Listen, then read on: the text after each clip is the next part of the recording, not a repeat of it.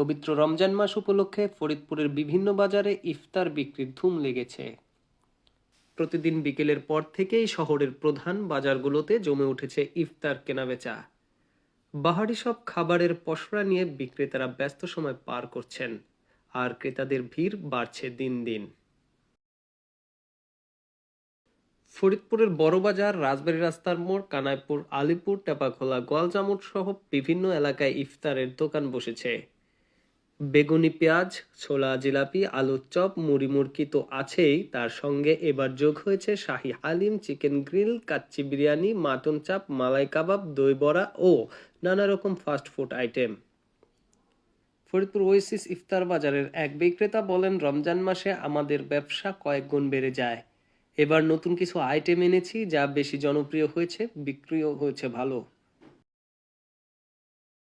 ক্রেতারা বলেছেন, বাহারি ইফতার সামগ্রী তাদের রোজার সময় আরো আনন্দময় করে তুলেছে। স্বাস্থ্য বিশেষজ্ঞরা পরামর্শ দিয়েছেন, বাইরে থেকে ইফতার কেনার সময় স্বাস্থ্যকর পরিবেশ নিশ্চিত করা উচিত। অতিরিক্ত ভাজাপোড়া ও তৈলাক্ত খাবার পরিমিত পরিমাণে খাওয়ার পরামর্শ দিয়েছেন তারা। বিক্রেতারা আশা করছেন, রমজানের পুরো মাস জুড়েই এভাবে ইফতার বাজার জমজমাট থাকবে।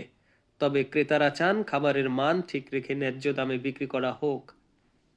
মুক্তির সংগ্রাম, ফরিদপুর।